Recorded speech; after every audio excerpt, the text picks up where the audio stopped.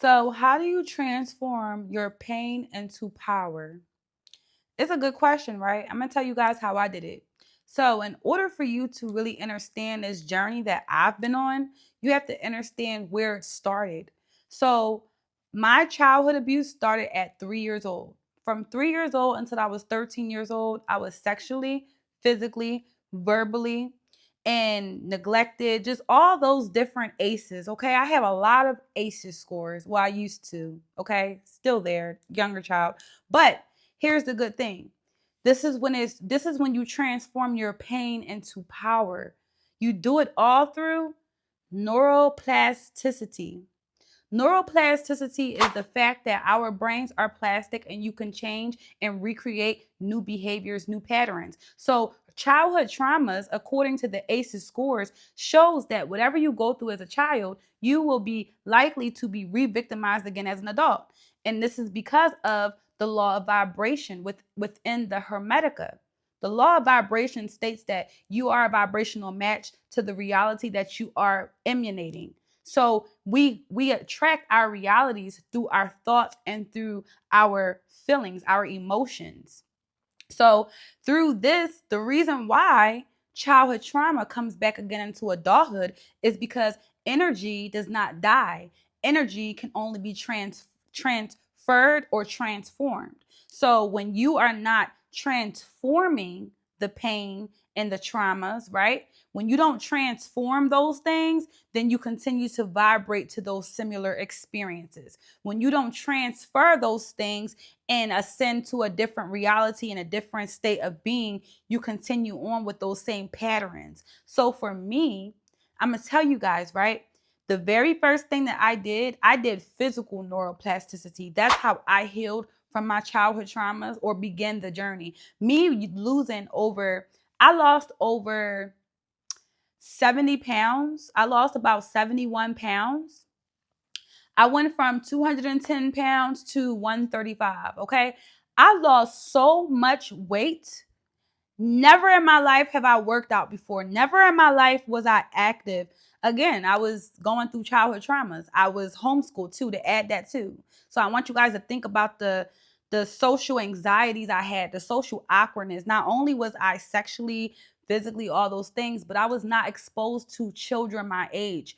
For the first 5 years of my life, well, the 5 years of my important developmental stages from about 6 to about 11, I was not around other children. I was not exposed. I was just in the house being beat and, being sexually active and things like that. So I'm telling you guys this because I gained so much weight from my traumas.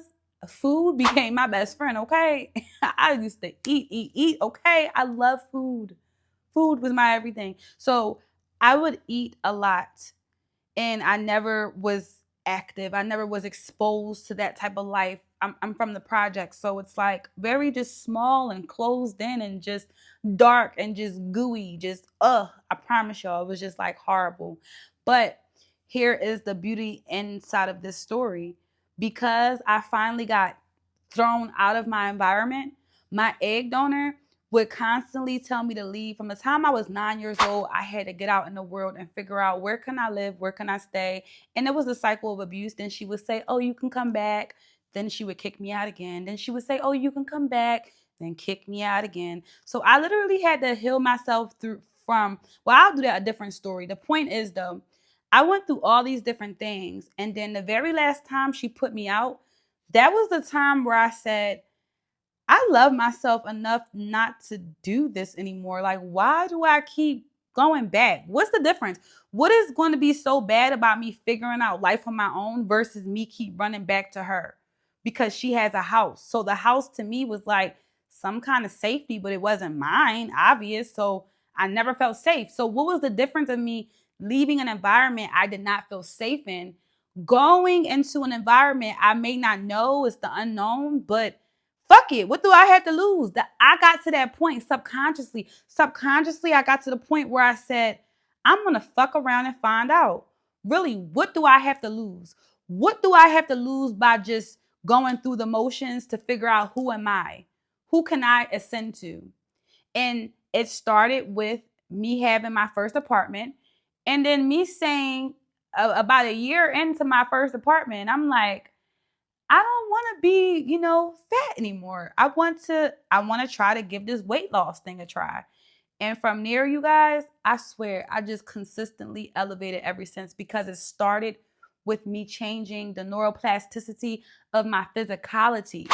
I shaped my body. I lost weight. I became flexible. I became like I could do a split. Like, oh my God, I never could do it. I never was active in my whole life, you guys. So when I lost weight and was active and just out in the world, out in the sun, I just started to connect these different neurological processing neurons going off, just wiring, different wiring processes.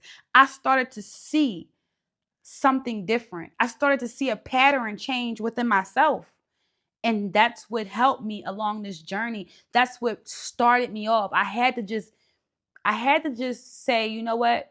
I'm not going back. That's number one. Number two, I got to do something I never experienced before. I got to lose weight.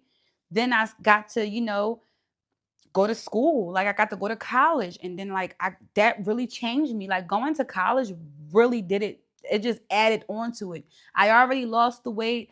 I already felt so confident in myself. I'm like, bro, if I can lose 70 pounds, I can do anything. And I lost it by myself. I didn't have no trainer. I would go every day. I worked overnight. I would work from what is it? What, I guess 11 to 7. I would work 11 to 7, get off work, go right to the gym. I had my hoopty. What? I pull up at the gym, get my little 2 hours in, go home and sleep, and get up and do it all over again. Back to work, back to gym, sleep. I was doing that for me because I said I deserve better. And then boom, then I got introduced to being able to go to college. And then all these things just continued to elevate me higher and higher until I realized I am a spiritual being having a human experience. I came here to play. I did not come here to live small. I did not come here to be underneath a single soul. When I healed from my childhood traumas, and this is big coming from me, you guys. So I will, hopefully I already added pictures and stuff, but I think I'm gonna add something in this so you guys can actually see. But for me, I was that lost soul. Okay. I used to call myself a lost soul. I used to say fuck love. I used to say you can't trust anybody. I used to have, suicidal ideations. I did attempt to unalive myself. I did so many dark things. I was in a very dark space. Like I was not confident, comfortable, loving myself. And then it just switched. The type of thoughts I used to have, I don't think like that anymore. The way I used to externalize my power, the way I needed approval from other people, the way I needed to seek Jesus' approval, like all these things. I don't have that mindset anymore. I no longer have that mind frame because of neuroplasticity is the scientific art of rewiring your brain. And this is what I did subconsciously on my own before I even knew what these terminologies were, before I even knew and overstood and understood what I was really doing to myself. It was just because I had, like they say in the Bible, a seed of a mustard plant or whatever, mustard seed, faith of a mustard seed. That's literally like how much faith or love I had for myself to change from going from just toxicity. I knew it was something better. Like, how could it not be? If you come from the bottom of the bottom, if you're born into pure hell, the darkest cave, the deepest bottom of the ocean, fucking barrel of crab shit. What the fuck do you have to lose to say I'ma crawl up this motherfucker? Like my friend said, I crawled out of my trauma like the girl on the ring. Okay? That girl on the ring that crawled up from that motherfucking from that well. That's how I felt. Like, what do I have to lose? What the fuck do I have to lose by climbing to the motherfucking top? You ain't got nothing to lose. You already know what's at the bottom. I already know. It's pain, it's hell, torture, okay, hate, all those horrible things. So what do I have to lose? So this is how you transform your pain into power. You have to just get out here and do it. I was forced, but guess what? Once I got forced to get out on my own, I figured out how to stay on my own too. So I am very happy that ended up being the end of my cycle of abuse to my egg donor.